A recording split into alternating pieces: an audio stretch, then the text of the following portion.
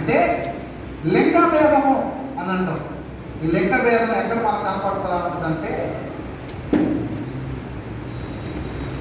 సర్వసాధారణంగా మన గృహాల్లోనే కనపడుతుంది. ప్రాముఖ్యంగా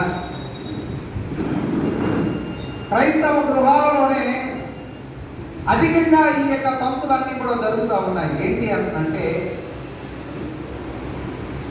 అబ్బాయి పుడితేనేమో బహుగా హృదయం సంతోషిస్తూ ఉంది, కానీ ఆడపిల్లలు మన గర్భాన్ని పుట్టేదానికి కానీ లేకపోతే మన గృహంలో అధికంగా ఆడపిల్లలు పుడతా ఉంటే మన ఆలోచన శైలి మారిపోతూ ఉంటుంది.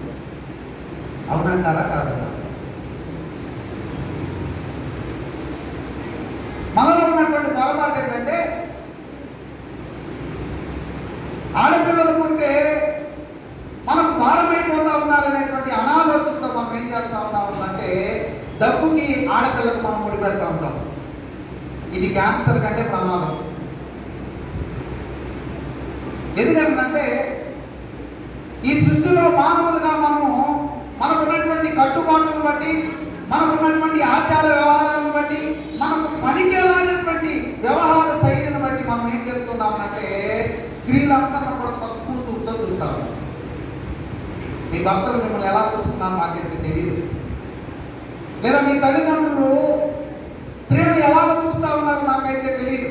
కానీ పరిశుద్ధ పౌరులు సిఎస్ఐ సంగమా, నేటి దినము మొదలు, నేటి ఆదివారం మొదలు, నేటి విశ్వాస సంబంధమైనటువంటి లక్షణాన్ని మనం ఒకటి ప్రారంభిద్దాం. ఏంటంటే స్త్రీలందరూ కూడా తక్కువ చూపు చూడకుండా స్త్రీలను సమానమైనటువంటి హక్కులతో మనం సంఘంలో చూద్దాం. రాజ్యాంగాల తర్వాత, ప్రభుత్వాల తర్వాత, లేకపోతే ప్రభుత్వాలు ఇచ్చేటువంటి అధికారాల తర్వాత కానీ సంఘంలో స్త్రీలకు ఒక ప్రాధాన్యతను మనం ఇద్దాం.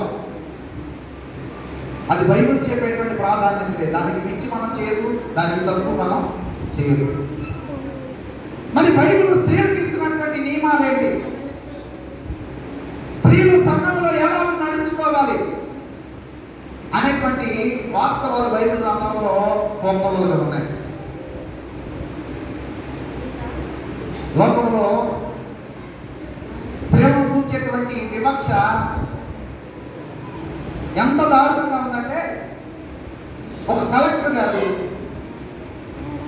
ఐఏఎస్ పాస్ అయ్యాడు. ఐఏఎస్ పాస్ అవడానికి ఎంత చదవాలి? ఐఏఎస్ పాస్ అయినటువంటి వ్యక్తి కలెక్టర్గా చేసి దరిదాపుగా ఆడపిల్లలు నలుగురు పుడితే కదా మరలా మన పిల్లల్ని కనదేమో అని చెప్పేసి దరిదాపుగా 6 అబార్షన్లు చేయించాడంట కలెక్టర్. అంటే లోకంలో మన చదువు కూడా స్త్రీలకు మనం ఇవ్వాల్సినటువంటి కనీస మర్యాదను ఇవ్వలేనటువంటి, లేకపోతే అందించలేనటువంటి అజ్ఞానులుగా మనం లోకంలో బ్రతుకుతున్నాం. కాబట్టి మీరు దేవుని పెట్టాలి. ఈరోజు నీ విశ్వాస సంబంధమైన యజమానిగా ఉంటే, విశ్వాస సంబంధమైనటువంటి పిల్లలుగా ఉంటే, స్త్రీలుగా పుట్టినటువంటి మన తల్లిని ఎలా గౌరవించాలో, స్త్రీలుగా పుట్టినటువంటి మన యొక్క తోబుట్టువును మనం ఎలా గౌరవించాలో, ఎలాగున ప్రేమించాలో, ఎలాగున మర్యాద పూర్వకంగా మన స్త్రీల పట్ల మనము సహనాన్ని లేకపోతే మర్యాదను వ్యక్తపరచాలో మనకు తెలుసుకోవాల్సినటువంటి ప్రాముఖ్యత నేటి దినముంది. ఈ విషయాలు తెలుసుకోలేకే నేటి దినమున అనేకమైనటువంటి అత్యాచారాలు జరుగుతూ ఉన్నాయి. ఎంత దుర్బలమైనటువంటి పరిస్థితిలో మనం ఉన్నామంటే నిన్న దినాన 6 సంవత్సరాల చిన్న పాపను రేప్ చేశాడంట.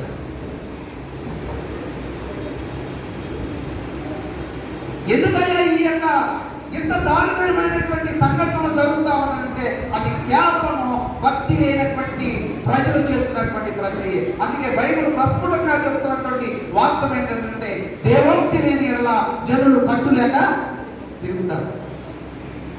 దేవుడి భయం లేనప్పుడు ఖచ్చితంగా ప్రజలందరూ కూడా వక్రమైన మార్గంలో వెళ్తారు.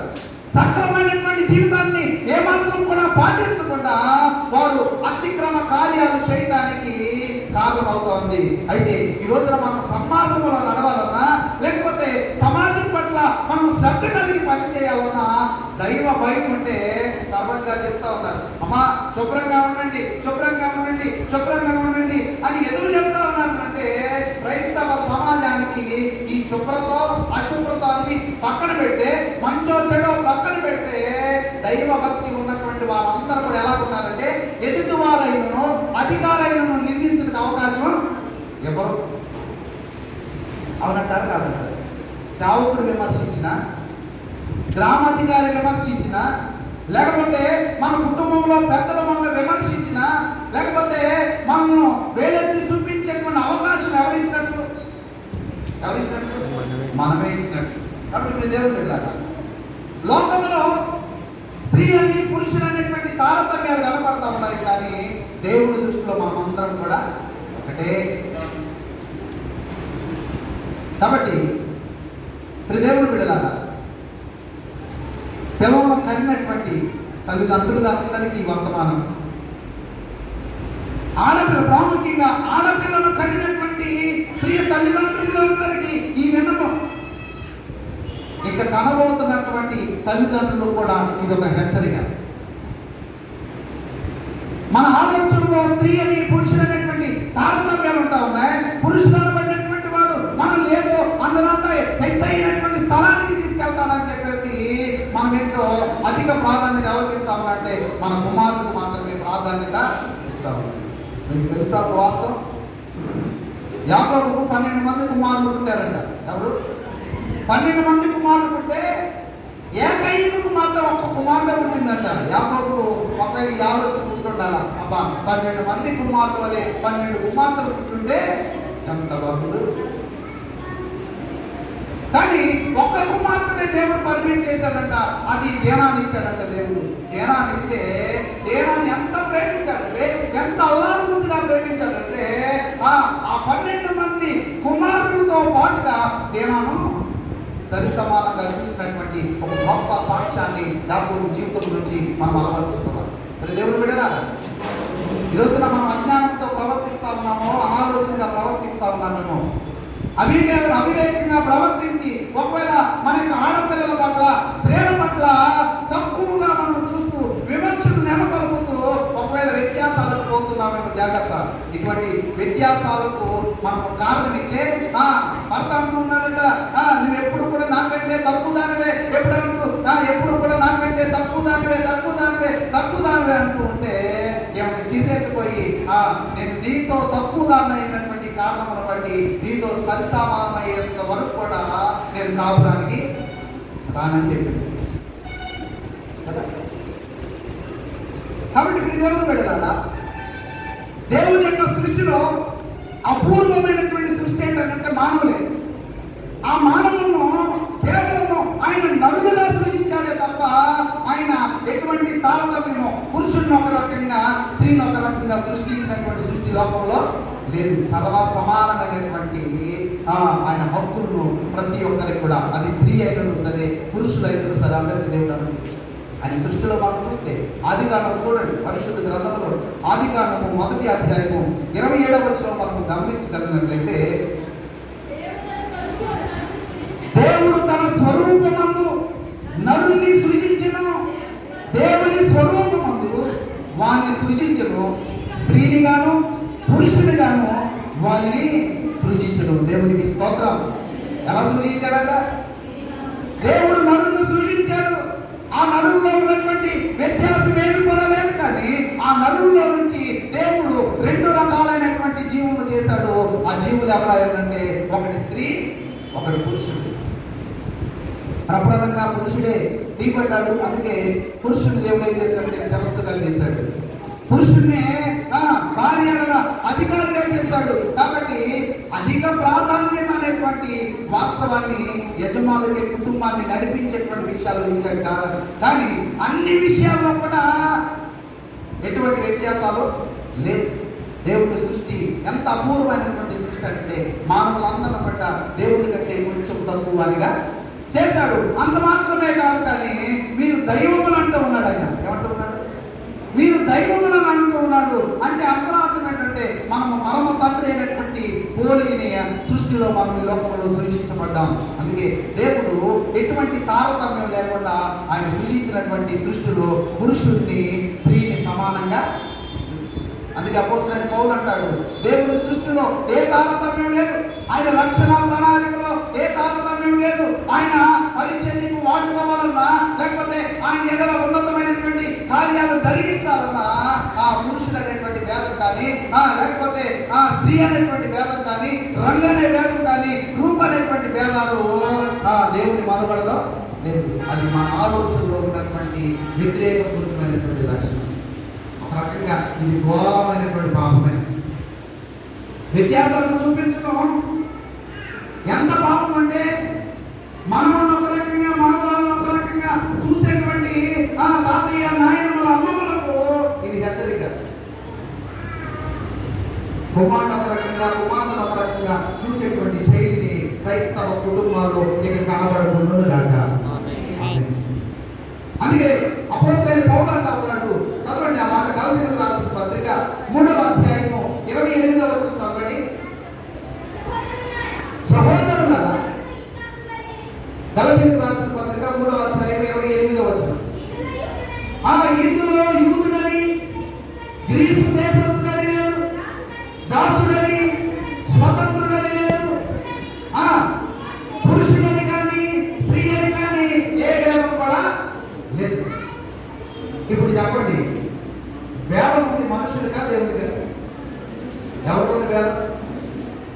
దేవుడు చెప్తా ఉన్నాడు, అయ్యా ఒకవేళ దేశాలకున్నా దేశాల తారతమ్యం ఏమంటే దేవుడికి గ్రీసు దేశస్తులని యూదులని తేడా లేదు.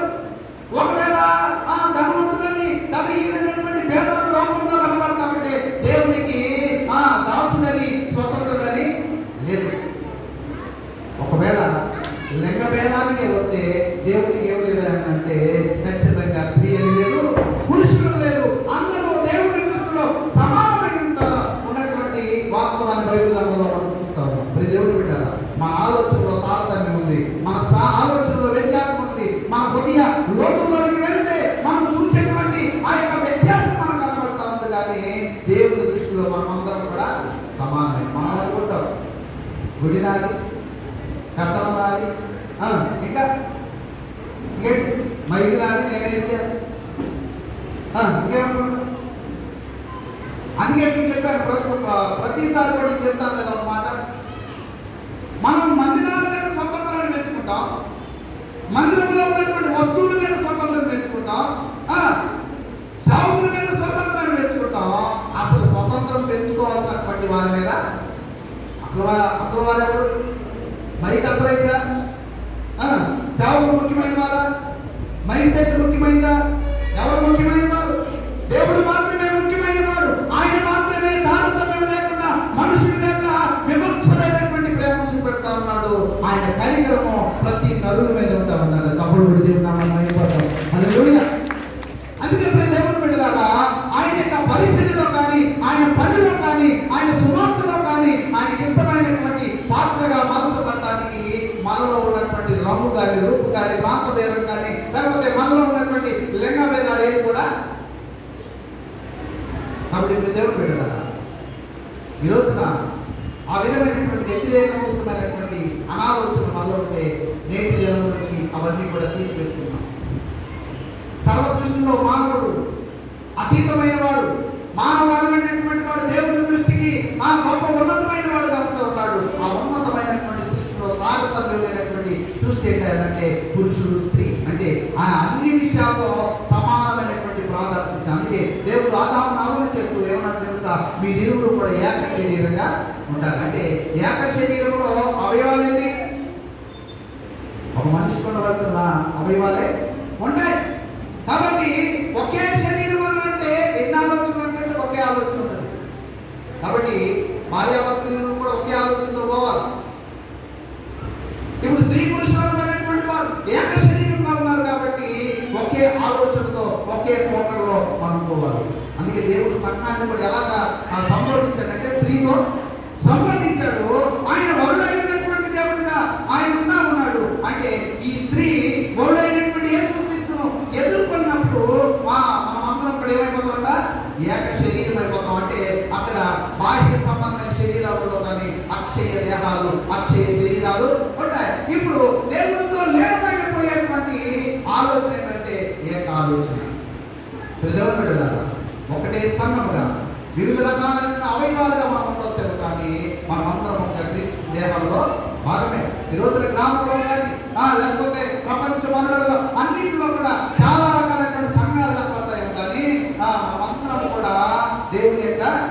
శరీరంలో భాగమై ఉన్నాం. కాబట్టి ఒకే శరీరంలో ఉన్నటువంటి మనమందరం కూడా ఎలా ఉండాలట? తారతమ్యం లేనటువంటి జనాంగంగా ఉండాలి. ఏ భేదాలు లేనటువంటి జనాంగంగా ఉండాలి. ఏ వ్యత్యాసాలకు తావునటువంటి సంఘంగా మనం ఉండాలి. ఈరోజు ప్రజలు పెట్టాలి. రక్షించబడినటువంటి నీ ఆత్మీయ జీవితంలో ఇతరులతో ఐక్యత కలిగి జీవించడానికి నువ్వు పాటుపడతా ఉన్నావా? బాప్తిస్మం తీసుకొని దేవుని యొక్క శరీరంలో పాలినటువంటి మనమందరం కూడా ఇతరులు ఎలా వివక్ష చూపుతా ఉన్నావా? లేకపోతే ఇతరులతో సామరస్యంగా అవుతా ఉన్నావా? అందుకే ప్రతి సంవత్సరం ఆరాధన రోజు మనం ఏం చేస్తాం? మనం అందరం ఒకటే అని చెప్పేసి అందరితో తీసుకుంటాం, సమాధానం తీసుకుంటాం. అందరితో సమాధానం అంటే అందులో స్త్రీలు కూడా ఉన్నారు, అందులోని శత్రువులు కూడా ఉన్నారు. అందులో ఒకవేళ మీరు తక్కువ జాతిగా అనుకునేటువంటి, లేకపోతే తక్కువ ఇంటి పేరు అనుకునేటువంటి, తక్కువ రంగు అనుకునేటువంటి వారు కూడా ఉంటా ఉన్నారు. అయితే నీ దృష్టిలో అవన్నీ వ్యతిరేకతలుగా ఉన్నాయి, కానీ దేవుని దృష్టిలో మనం అందరం కూడా సమానం. అందుకే ఈరోజు మనకు ఇవ్వబడినటువంటి అంశం ఏంటంటే స్త్రీలను పక్కన పెట్టేదానికి ఆవశ్యకత లేదు. స్త్రీలను తక్కువగా చూసేటువంటి ఆవశ్యకత బైబిల్ నేర్పించలేదు. స్త్రీలకు ఇవ్వాల్సినటువంటి ప్రాధాన్యత దేవుడు ఇచ్చాడు. సృష్టిలో ప్రాధాన్యమైనటువంటి ఆ ప్రాధాన్యతను స్త్రీకి ఇచ్చారు. అయితే ఈరోజు సమాజంగా కూడుకుంటున్నటువంటి మనమందరము, క్రీస్తుని ఎరిగినటువంటి బిడ్డలు మనమందరం కూడా స్త్రీలకు ఎక్కువ ప్రాధాన్యత ఇస్తూ ఉన్నాం. ప్రియమానులారా, దేవుడు అర్పిస్తున్నటువంటి మాటలు మనకి యవనస్తున్నారు. దేవుడు మాట్లాడుతూ ఉన్నాడు. ఖచ్చితంగా మీ తల్లుల పట్ల, మీ అక్క చెల్లెల పట్ల మనం ప్రవర్తించేటువంటి తీరు ఎలా ఉంటా ఉందనేటువంటి ప్రశ్న మనం తీసుకుంటాం. అందుకే ఈరోజు అంశం ఏంటంటే దేవుని విమోచన కార్యంలో పాలు భాగస్తులైన స్త్రీలు. ఈరోజు అంశము దేవుని విమోచన కార్యంలో పాలు భాగస్తులైన స్త్రీలు. Participation in the resurrection of God, అనగా ఆయన విమోచన కార్యంలో ఎవరికి దేవుడు పాలు పంపిస్తూ ఉన్నాడంటే స్త్రీలకు కూడా పాలు పంపిస్తూ ఉంటారు. అయితే ఆయన అంతటి అవకాశం ఇస్తూ ఉంటే మనం ముందుకు వచ్చి పాట పాడటానికే అంత కష్టమైపోతుంది. అనేది ఎంత భారంలో అన్నట్టుగా మనము ఫీల్ అయిపోతాం. కాబట్టి దేవుడు విన్నారా, ఈరోజున కొందరు స్త్రీల ద్వారా దేవుడు మాట్లాడుతూ ఉన్నారు. ఈ స్త్రీల అనుభవాల నుంచి మనం నేర్చుకోవాల్సినటువంటి ఇంకా సంగతులు ఏమన్నా మిగిలి ఉంటే వాటిని నేర్చుకోవడానికి మనం ప్రయత్నం చేద్దాం. దేవుని విమోచన కార్యంలో పాలిభాగస్తులైనటువంటి ఆవశ్యకత ఎటువంటి స్త్రీలకు దేవుడు అనుమతిస్తున్నాడంటే, నెంబర్ 1, ఆయన ఎంతో భయభక్తులు కలిగినటువంటి స్త్రీలకు ఆయన పని చేయడానికి ఆయన అవకాశం ఇస్తూ ఉన్నాడు. బైబిల్ గ్రంథంలో మనం చూస్తే చదవండి, సామెతల గ్రంథము 31వ అధ్యాయము 30వ వచనం. అందము మోసకరము, సౌందర్యము వ్యర్థము, యెహోవా యందు భయభక్తులు కలిగిన స్త్రీ. ఏ స్త్రీ అట? అందరూ చెప్పండి. ఏ స్త్రీ? పురుషులు కూడా చెప్పాలి. స్త్రీలకే కదా మాంగాలు అనుకుంటారు. ఏ స్త్రీ అట? యెహోవా యందు భయభక్తులు కలిగిన స్త్రీ ఏం చేయబడుతుందట? కొన్ని ఆడబడతా ఉంది, పొగడబడతా ఉంది. నేను దిన పెద్దయ్య గారు మా ఇంటికి వచ్చారు ప్రార్థన చేయడానికి. వస్తే నేను అమ్మగారు ఎంతసేపు అయ్యగారు ఎంతసేపు కూర్చుంటారు, నువ్వు త్వరగా పని కానీ నేను నేర్పం చేస్తా ఉన్నాను నేను హెచ్చరిక చేశాను. చేస్తే అయ్యగారు వెంటనే అందుకొని ఆయన ఏమన్నాడు తెలుసా? నానా, నేను వచ్చిన కాలం నుంచి 2-3 సార్లు అమ్మగారు నేర్తాము, కంగారు పెట్టేస్తాము. భార్యను పొగడకపోతే ఎంత ప్రమాదం తెలుసా? ఆ పొగట్లు ఎక్కడ ఉంటాయి? అసలు పొగట్లకు కారణం ఏంటి? అందం ఒకటి, పని ఒకటి, హృదయ సౌందర్యం ఒకటి, ఇన్ని కారణాలు ఉన్నాయి. ఆ స్త్రీని పొగడాలంటే ఏం పొగడాలి? చాలా చక్కగా ఉన్నాం, చాలా అందంగా ఉన్నాం. రెండవది, చాలా చక్కగా పనిచేస్తా ఉన్నాం. పూర్వం ఉప్పు తక్కువైనా ఏం చేయాలా? పొగడాలా? ఆదివారం పూట మాంసం కూర ఉండకపోతే ఆమె ఏమంటది? ఆమె కూడా అవకాశం ఇస్తుంటే నువ్వు తింటే నేను వండుతా, లేకపోతే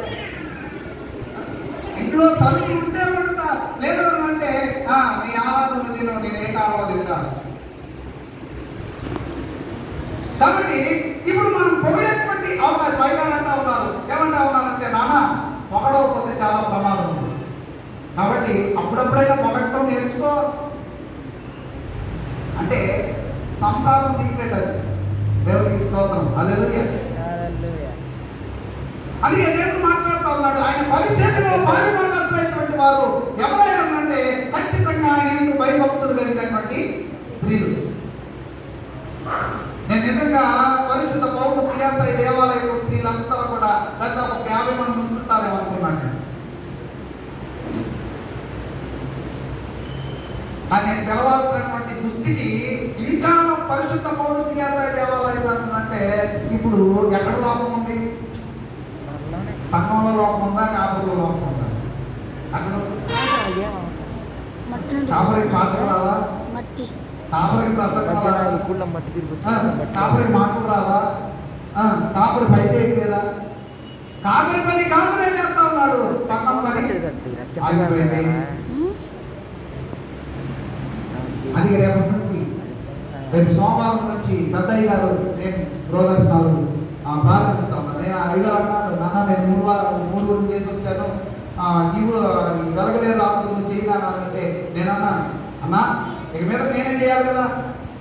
మొట్టమొదటిగా మీరు ప్రారంభించి మన ఇద్దరం వెళ్తే అది చక్కగా ఉంటుంది. కాబట్టి ఆ గృహదర్శనాలు మీరు రావాలని నేను రిక్వెస్ట్ చేసినప్పుడు వారు రావడానికి అంగీకారం ఇవ్వమన్నారు. కాబట్టి రేపు అయ్యగారు నేను మీ గృహాన్ని దర్శిస్తా ఉన్నప్పుడు 5 నిమిషాలు కేటాయించారు. మీ సీరియల్లో బ్రేక్ లాంటిది అంతేనా? మీ సీరియల్లో బ్రేక్ లాంటిది. ఆ బ్రేక్ సమయాన్ని మీరేం చేయాలంటే జ్ఞానం కలిగినటువంటి స్త్రీ తన ఇల్లును కట్టుకున్నట్లుగా మనం ఏం చేయాలి తెలుసా? 2 అయ్యగారులు కనబడగానే టీవీ ఆపేయండి,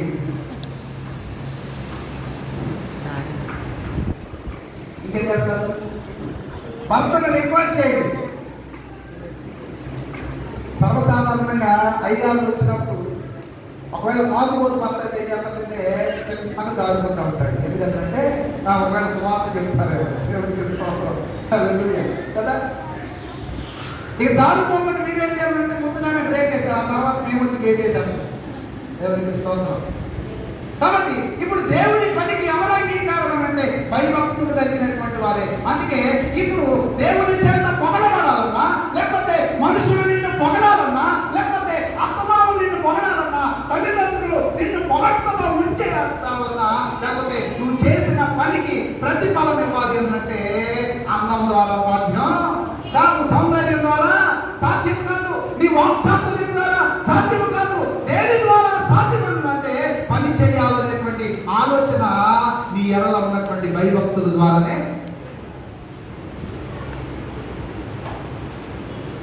మాటలు చెప్పే స్త్రీలు మాత్రమే కాదు, మాటలు చెప్పే పురుషుడు కూడా ఎవరు నమ్మడు. అంతటా బాగా మాటలు చెప్పాడు ఏం చేస్తారు తెలుసా? గుడి కట్టేటప్పుడు ఉన్నాడు, గుడి అయిపోయిన తర్వాత ఏం చేస్తాడంటే ఏదైనా తిరిగి లెక్క పెట్టారని చెప్పాడు. అమలు పెట్టడానికి ఏముంది?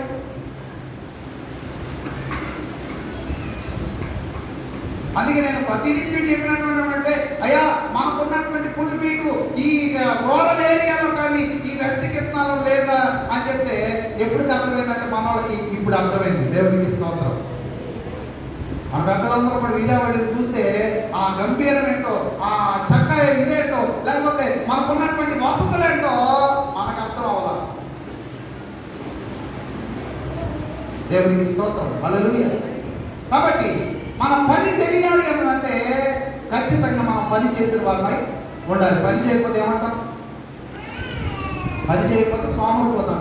అవునంటారా కాదంటారా? ఏమంటాం? సోమరిపోతా అంటాం. పురుషుడు సోమరిపోతా అనిపించుకున్నా పర్వాలేదు, కానీ స్త్రీలు అనిపించుకోకూడదు. ఆ దానం తప్పకేంటి లేదు. స్త్రీలను చూచి సోమరిపోత ఆడది, లేకపోతే సోమరిపోత స్త్రీ అని పిలవబడేది ఖచ్చితంగా దానికంటే అసహ్యమైన అపకీర్తితో కూడినటువంటి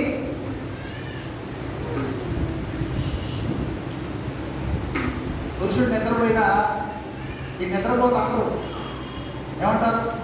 వీడు సోమరిపోత, వీడు పనికి వెళ్ళేవాడు కాదు, వాడి పని మీద దాన్ని ఆ మనసు పెడతారు. కాబట్టి దేవుడు పెట్టాలా? ఈ రోజున అందము ద్వారా కొనియాడబడేటువంటి ఆ పొగట్ట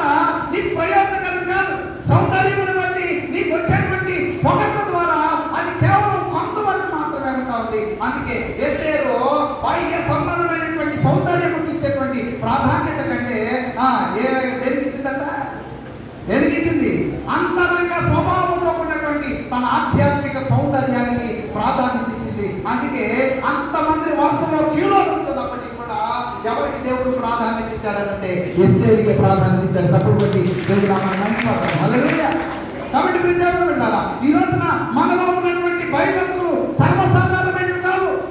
మనలో ఉన్నటువంటి దేవుని యొక్క భయభక్తులు మనకుంటే ఖచ్చితంగా మన వెనకాల క్యూ ఎంత ఉన్నా, మన ముందు క్యూ ఎంత ఉన్నా, మనకి ఎన్ని ఆటంకాలు ఎదురైనా, మనకి ఎన్ని శ్రమలు ఎదురైనప్పటికీ కూడా దేవుడు ఆయన ఎంత భయభక్తులు కలిగే వాళ్ళందరూ కూడా దేవుడు మేలు చేస్తాడంట. ఏం చేస్తాడు? ఆయన మేలు చేస్తాడంట. ఎవరికి మేలు చేశాడు దేవుడు అనంటే, ఈరోజు మనం చదివినటువంటి మాటల్లో నిర్గమాకాండము 1వ అధ్యాయము 15వ వచనం నుంచి మనం చూసినప్పుడు అక్కడ మనకి ఇద్దరు స్త్రీలు కనపడతా ఉన్నారు. ఆ స్త్రీల పేరు ఏంటంటే శిత్ర, పూయ. వీళ్ళు హెబ్రీ మంత్రసారులు. మంత్రసారులు అంటే మనకు బాగా తెలుసు. మంత్రసారులు చేసే పని ఏంటి? ఇప్పుడంటే హాస్పిటల్లో ఎనాస్థీషియాలు, లేకపోతే హాస్పిటల్లో ఈ గైనకాలజిస్ట్ పెరిగిపోయారు. లేకపోతే ఆ గైనకాలజీ డిపార్ట్మెంటే ఒక గొప్ప ప్రసవ కేంద్రాలుగా డబ్బుకు ముడిపడ్డాయి. కానీ ఇదివరకు దినాల్లో ఉచితంగా మంత్రస్నానం చేసేవారు. తక్కువ ఖర్చుతో సుఖప్రసవాలు జరిగాయి. ఇప్పుడు హాస్పిటల్కి వెళ్ళిన కాడి నుంచి ఏం జరుగుతా ఉందంటే ఖర్చు ఎక్కువైపోతా ఉంది, కోత కూడా ఏమైపోతుంది. ఖర్చు ఎక్కువైపోతుంది, కోత కూడా ఎక్కువైపోతుంది. ఈ కోతలకు భయపడి కూడా బీపీ బాగా పెరిగిపోతాను. మా చెల్లి కూడా అంతే. ఆ కోత రెండో కోత అసలే వాస్తవానికి మొదటిది కూడా సిజేరియన్ అయింది, రెండోది కూడా సిజేరియన్ అవుతా ఉందని చెప్పేసి ఆమె ఏం చేస్తుందంటే అధికంగా బీపీ పెంచుకుంది. ప్రసవ సమయంలో 140 ఉంటేనే ఆ డెలివరీ చేయలేకుండా సిజేరియన్ చేయరు. కానీ ఈ అమ్మాయికి 170 నుంచి 180 వరకు పెరిగేపటికి దాదాపు లోపల గర్భంలో ఉన్నటువంటి పాపం చనిపోయింది.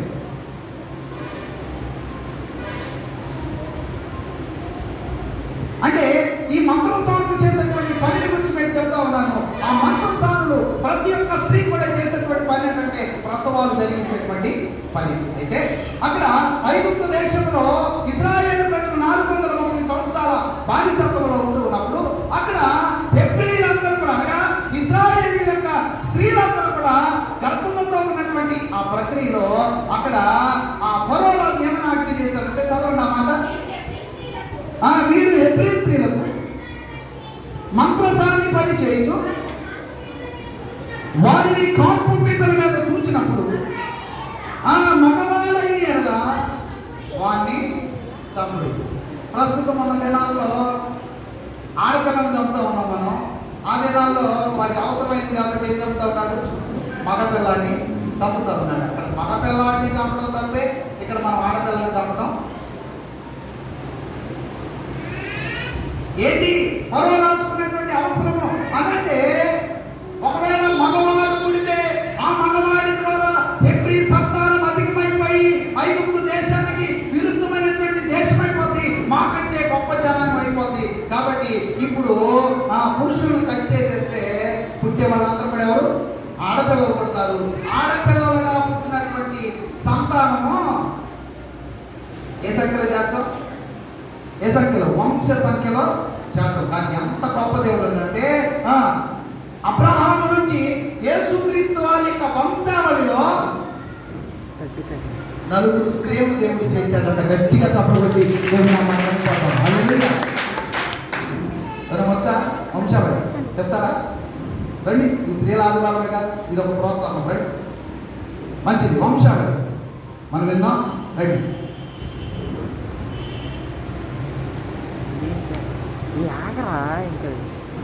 దేవాదూతలకు లేని దివ్యమైన